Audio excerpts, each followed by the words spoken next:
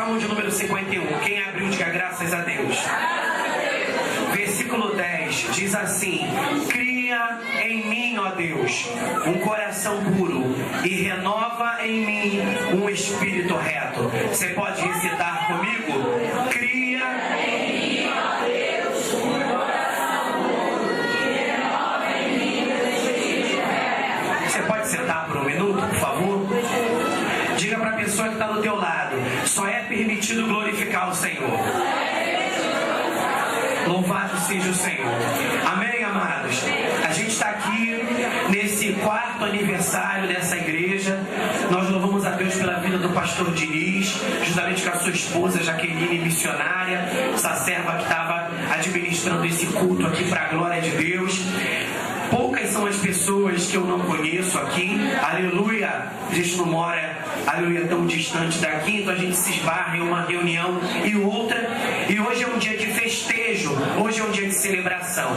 Existem algumas coisas que acontecem em festas de igreja que não são muito pertinentes, ou seja, que não são muito agradáveis, aleluia. Uma das coisas que acontece na festa, aleluia, que não é muito legal, é que muitas das vezes na festa a gente fica muito preocupado com aquilo que a gente vai apresentar a homens do que naquilo que iremos apresentar a Deus. Então a gente cuida muito da beleza, a gente cuida muito dos flashes, a gente cuida muito de, aleluia, cumprir uma série de protocolos, e muitas das vezes a gente não tem aquela sensibilidade, aquele cuidado de perceber e de atentar para o culto. Aleluia! Foi-se apresentado ao Senhor muitos cânticos de louvor, e a gente sabe que o cântico é uma oferta de adoração, mas o cântico ele só se torna uma oferta de adoração quando aquele cântico é refletido, é meditado. Aleluia! Houve algum cântico que chamou a sua atenção aqui hoje? Qual foi? Ah, pastor, cantaram-se tantos cânticos que eu nem lembro mais. Então você não entregou a oferta. Aleluia! E eu quero te convidar nesta noite a deter um pouquinho da sua atenção. Diga para a pessoa que está do teu lado: seja bem-vindo à casa do Papai do Céu. Aleluia! Não está dando muito para ver o pessoal lá atrás não, por causa dessa luz aqui forte, amém, da câmera, mas eu quero dizer para você aí atrás que Deus está aqui. Você pode levantar as mãos e glorificar o Senhor? Amém? A gente sabe que esse texto, cria em mim, ó Deus, um coração puro e renova em mim o espírito reto, é um texto muito conhecido, porque é um texto que fala da história de Davi, aleluia, o 2º rei de Israel, e pode-se dizer um dos reis mais famosos de Israel. E a gente sabe que quando o salmista Davi foi inspirado para fazer esta oração, cria em mim, ó Deus, aleluia, um coração puro e renova em mim o espírito reto. Quando Davi ele é inspirado para escrever este verso, ele estava recém-saído de um momento de queda na sua vida. Ele tinha acabado de se recuperar de um momento de declínio espiritual na sua vida. A gente sabe que por uma falta de vigilância e de cuidado com a sua mordomia, com a sua vida com Deus, a Bíblia diz que Davi comete alguns pecados, e esses pecados acarretaram sobre a vida de Davi alguns prejuízos espiritualmente. Mas a gente sabe que quando Deus, ou melhor, quando temos na presença do Senhor um coração quebrantado e uma mente voltada para fazer o certo, ainda que em um dado momento da nossa vida tenhamos errado, o Senhor vai ter esse cuidado de chamar a nossa atenção para que recobremos o juízo e possamos recomeçar na presença do Senhor. Aleluia! Glória a Deus! Pode deixar sem som, ok, profeta? Bendito seja o Senhor. Amém? Para o pessoal ouvir bastante e para ele prestar atenção se tem alguém falando demais. Aleluia! Glória ao nome do Senhor. E diz a Bíblia que Davi pecou, mas ele era alguém que Deus havia escolhido. Não porque quando Deus escolhe uma pessoa, Deus faz vista grossa para o pecado dela. Não. Quando Deus escolhe uma pessoa, não é que Deus vai ponderando, vai adiando o tempo da cobrança. Não. Deus ama a todos igualmente. Porém, existe chamados diferenciados na vida de cada pessoa. E quando nós olhamos para a vida de Davi, a gente vê que Davi não é um homem qualquer na presença de Deus. Ele era alguém segundo o coração de Deus e era alguém que tinha uma mente voltada para servir ao Senhor, mas que em um momento da sua vida ele se perdeu espiritualmente e o diabo armou um laço contra a sua vida. Assim como Davi caiu, nós também somos passivos a erros, aleluia, se não tivermos uma vida de vigilância na presença do Senhor. E quando Davi peca, o pecado cega-lhe espiritualmente e ele não consegue perceber o seu verdadeiro estado. Mas pastor, como pode Davi, um homem tão espiritual e tão voltado para Deus, de repente se permite pecar? O pecado entra na sua vida e ele não consegue se dar conta que o que ele está fazendo é desagradável à vista do Senhor. A gente sabe que quando a gente peca, a gente começa a viver um tempo de perturbação espiritual. É como se faltasse de nós o juízo. E quando a gente peca, a gente precisa receber uma palavra de confronto para que os nossos sentidos espirituais se abram novamente e a gente consiga perceber que falhamos em algum momento e que a gente precisa retomar a direção na presença do Senhor. E Deus levanta um profeta, aleluia, e esse profeta chamado Natan vai até Davi e através de uma história simples, mas poderosa, faz Davi perceber da sua verdadeira condição espiritual. E quando Davi se dá conta, ele chora, ele é até poeta em um verso dos Salmos dizendo que ele chorou a noite toda e que o seu leito ficou encharcado. E a gente sabe que é uma linguagem, aleluia, poética e literária. Davi estava dizendo que ele chorou durante muito tempo e ele se angustiou depois de Deus ter usado o profeta para fazê-lo perceber que ele havia pecado e que por conta desse pecado ele não mais poderia desfrutar da abundância da presença do Senhor na sua vida. Mas como para Davi a presença do Senhor era por demais importante, ele se prostra diante do altar do Senhor e ele começa a se humilhar. E dessa humilhação é gerado dentro dele uma poesia salmodiada no Salmo de número 51. Cria em mim, ó Deus, um coração puro e renova em mim o espírito reto. O que Davi estava dizendo? Meu Deus, eu permiti que o mal entrasse na minha vida e à medida que o mal entrou, eu perdi a inocência. Com a inocência foi-se embora a pureza. Mas eu sei que quando o homem de Deus e a mulher de Deus perde a pureza, perde a essência da glória de Deus. Então ele, sabendo disto, ele ora: cria em mim, ó Deus, um coração puro. Ou seja, que eu volte à essência, que eu recomece, que eu volte ao primeiro amor e que o teu Espírito continue reinando sobre a minha vida. Oh Espírito Santo, e pautado nessa palavra, eu quero fazer um breve comentário sobre a importância do recomeço. A gente sabe que recomeçar é algo muito delicado, porque quando a gente decide recomeçar, a gente tem que entender que quando eu digo para uma pessoa, eu vou recomeçar, a gente sabe que com esta palavra eu estou dizendo para aquela pessoa: eu reconheço que em algum momento da minha vida eu errei, eu me perdi, eu saí da direção, mas eu quero recomeçar. Ou seja, eu quero voltar à essência para redirecionar a minha vida na presença do Senhor.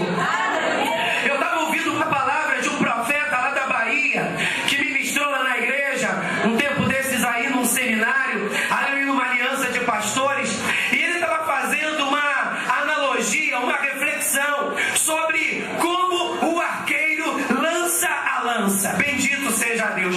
E eu nunca parei para prestar atenção nesse detalhe, mas o arqueiro,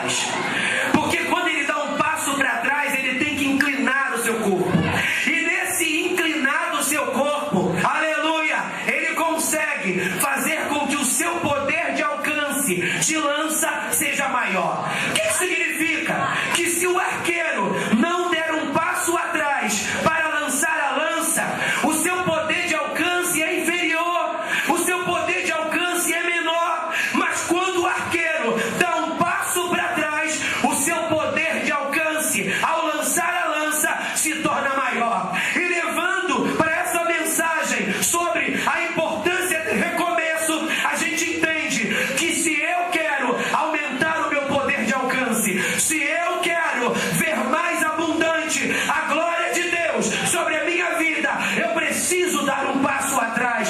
E dar um passo atrás significa se humilhar em Deus e recomeçar fazendo o que é certo. Você pode glorificar ao Senhor? Oh, aleluia! Mas tendo por base, tomando por base a história de Davi, a gente entende que para você recomeçar, aleluia, vou até fechar a Bíblia, senão eu me empolgo. Tendo por base a história de Davi, a gente entende que para uma pessoa recomeçar, a primeira coisa que ela precisa ter, igreja, é uma alma rendida a Deus. Aleluia! Para que eu recomece, eu preciso, ou melhor, eu preciso ter uma alma rendida à autoridade. Às vezes, a gente sabe que Deus tem uma obra na nossa vida, mas a gente não quer estar debaixo de uma cobertura, a gente não quer estar debaixo de uma liderança, a gente não quer se submeter a um princípio de autoridade. A gente pensa que só porque tenho ministério, quem rege a minha vida sou eu, e eu faço da minha vida que eu quero. Mas quando a gente olha para a Bíblia, a gente percebe que Deus é um Deus de princípios. E quando eu decido recomeçar, eu preciso entender que eu preciso ter uma alma rendida à autoridade. Olha para mim aqui. Davi era quem? Rei em Israel. Quem era Natã? Nada mais que um profeta. Quando Natã confronta Davi acerca do seu pecado, o que Davi poderia fazer? Não dar ouvidos à palavra de Natã. Peraí, Natã, eu sou um rei, eu sou um monarca, eu sou uma autoridade. Como é que você vem falar a mim de igual para igual, me advertindo sobre? Davi poderia não se limitar à palavra de Natã, mas quando a gente olha para Davi, a gente vê um desejo muito grande de recomeçar. Por isso, ele tem uma alma rendida à autoridade, ou seja, ele entende que por mais que seja ele o ministro, Deus vai usar quem ele quer para falar a esse ministro. E se ele verdadeiramente é de Deus, ele vai se humilhar e vai dar ouvidos à palavra profética. Quando a gente olha para o sumo sacerdote Amazias, a gente não vê essa mesma atitude de quebrantamento, porque quando Amós vai advertir Amazias sobre o seu pecado, no livro de Amós, a Bíblia diz que Amazias diz para Amós: és tu profeta? O que Amazias estava querendo fazer com Amós? Você é simplesmente um profeta. Como queres tu chamar a minha atenção? Mas Amós, ele era um cara bem resolvido, e ele sabia que ele não era um profeta, mas ele era alguém que havia sido levantado para liberar uma palavra profética. Ou seja, Amós sabia quem ele era, mas Amazias não. Sabe por quê? Porque o orgulho entrou no seu coração, e com o orgulho a essência de Deus foi-se embora. E o que aconteceu? Amazias perdeu o senso de discernimento. Mas nesta noite, Deus está dizendo para você que o diabo está lutando para te tirar da direção. O diabo está lutando para te fazer perder-se espiritualmente. Mas como pastor, se eu estou na igreja e canto, se eu estou na igreja e falo em línguas, se eu estou na igreja e eu sou um cantor, muitas das vezes a gente tem um ministério e a gente faz daquele ministério a nossa vida. Mas eu quero dizer uma coisa: tudo passa, mas a presença de Deus jamais. E o que você precisa valorar é a presença de Deus sobre a sua vida. No Salmo de número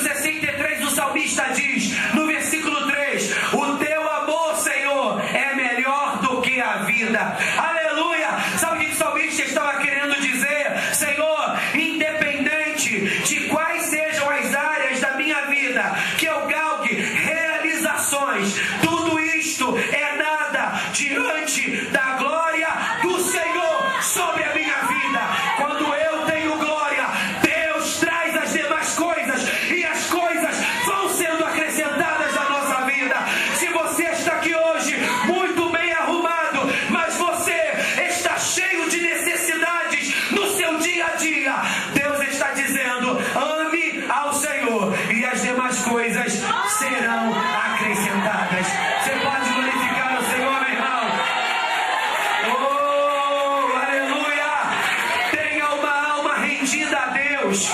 Às vezes a gente recebe a palavra do profeta, mas Deus, usando o profeta, nos chama a atenção de uma maneira tão sutil, tão delicada, mas ao mesmo tempo tão forte e tão impactante, que às vezes eu fico questionando: epa, será que eu devo fazer isto mesmo? Deus me advertiu sobre este assunto, Deus me advertiu sobre aquele assunto, será que eu devo me posicionar mesmo? Será que aquele profeta que falou a mim, ele falou em nome do Senhor, ou ele falou da sua própria carne? Na realidade, a gente está questionando a palavra, não é porque Deus usou um simples profeta, aleluia, e não o mais famoso profeta, mas às vezes a gente questiona a palavra porque aquela palavra vai de encontro àquilo que eu não queria ouvir. Mas para recomeçar, eu tenho que abrir mão daquilo que eu penso, daquilo que eu acho, daquilo que eu interpreto, e eu preciso me submeter à orientação do Todo-Poderoso. Quando Natan orienta Davi, ele se abre para seguir todas as orientações espirituais, e diz a Bíblia que ele se torna um homem bem-sucedido. Então, para recomeçar, eu preciso ter uma alma rendida a Deus. Ou, para recomeçar, por penúltimo, eu preciso intensificar a minha chamada. Para recomeçar, eu preciso intensificar a minha chamada. Sabe o que acontece muitas das vezes na igreja? A gente começa com muito pique, a gente começa com muito brilhantismo, mas à medida que os problemas vão se acumulando na nossa vida pessoal e na nossa vida na igreja, a gente começa a agir como se nós fôssemos donos do nosso próprio nariz. E a gente começa a dizer: Deus, eu estou voltando para a igreja a partir de hoje, mas eu não vou me envolver como eu me envolvi antes. Deus, eu estou voltando para a igreja, mas nem pensar fazer parte daquele grupo, nem morto. Deus, eu vou retornar para aquela igreja que eu saí, aleluia, mas eu não quero muito vínculo, porque eu tive vínculos no passado, e esses vínculos, aleluia, me trouxeram muitos problemas. Meu irmão, assim você nunca vai conseguir recomeçar, porque para recomeçar eu preciso intensificar o meu ministério, ou seja, glória a Deus, aonde você deveria estar, o que você deveria estar fazendo, com quem você deveria ter aliança. Você rompeu, você saiu da direção, então para recomeçar eu tenho que intensificar minha chamada. Se é aqui que Deus me quer, eu preciso estar aqui. Se é ali que Deus me quer, é ali que eu vou estar, porque para recomeçar eu preciso intensificar a minha chamada. Eu não posso mais me permitir ouvir as vozes que estão me confundindo, mas eu vou ouvir a Deus, abrindo mão do meu orgulho, e eu vou dizer: faça em mim, Senhor, a tua vontade. A gente está lá na igreja, aleluia, eu pertenço à Igreja Metodista Renovada na Tote, e a gente está num ano profético lá na igreja, aleluia, e eu fui muito desafiado pelo Senhor quando o Senhor disse que o ano de 2011 seria o ano do acréscimo, aleluia, que o ano de 2011, aleluia, seria o ano que voltaríamos à essência. E Deus falou para mim que eu tinha que dividir o ano de 2011 em 3 períodos, aleluia, em 3 períodos de 4. Os 4 primeiros meses, o tema seria avivamento. E tem algumas pessoas aqui da igreja e sabem que a gente trabalhou com avivamento, aleluia. No segundo tempo, aleluia, na segunda divisão dos 4 meses, Deus falou para a gente trabalhar em cima de milagres, e a gente está desenvolvendo um trabalho de milagres. E o final, Deus falou que era para a gente focar em sobrenatural. Às vezes Deus dá para a gente algumas direções e a gente acha tão surreal, ou seja, tão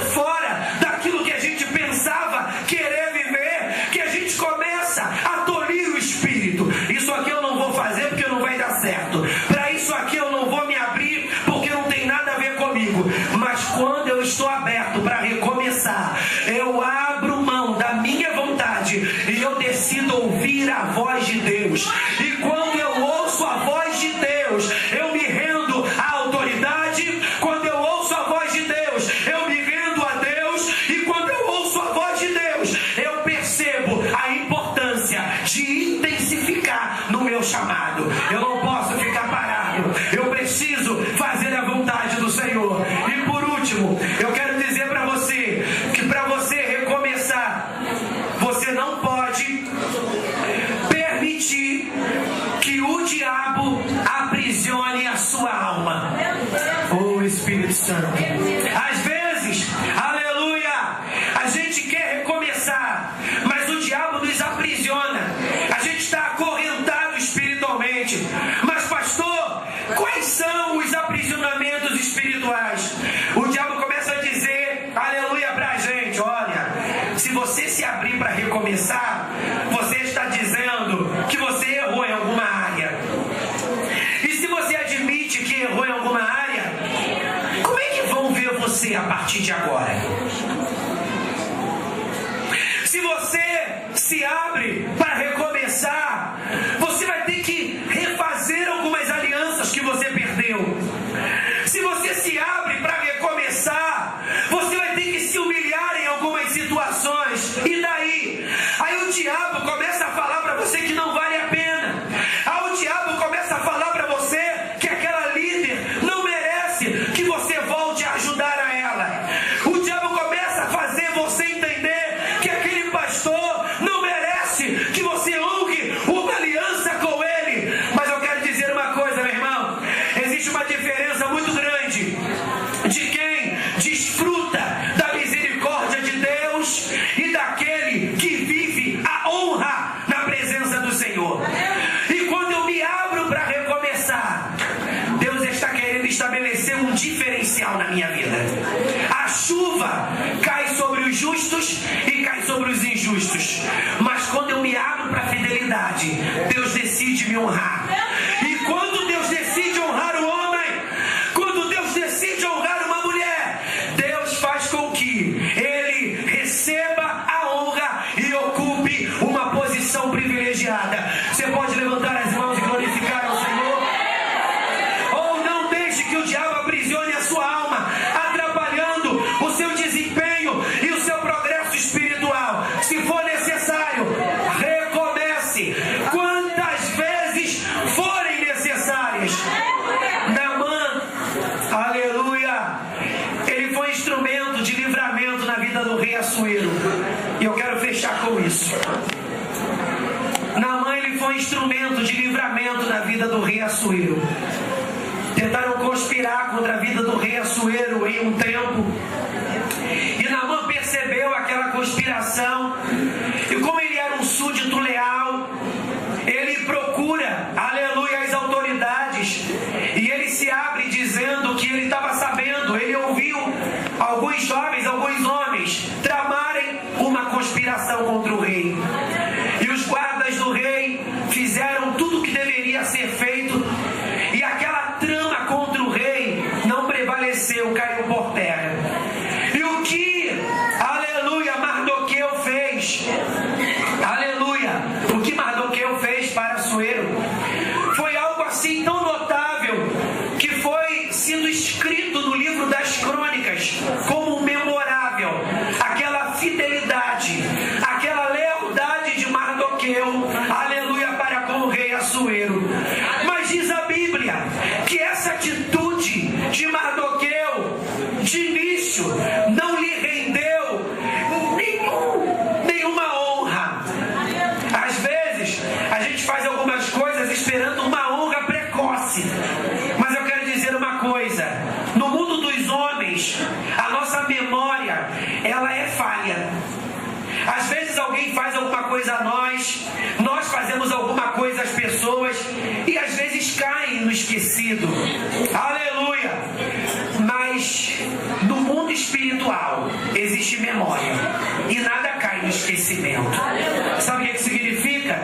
Que aquilo que você semeou com lágrimas, na hora certa, você vai colher o seu fruto com alegria. E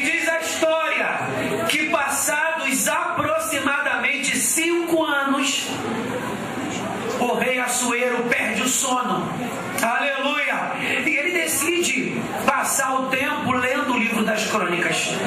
E que história chama a atenção do rei Assuero? Justamente a história de Mardoqueu. E ele pergunta aos homens: quando este homem fez este bem a mim, alguma honra foi trazida a ele? E os homens disseram não. Sabe o que Assuero disse? Chame-o, porque nós iremos honrá-lo agora. 5 anos se passaram, mas a honra, a exaltação chegou. Deus está dizendo para você: não esmoreça, porque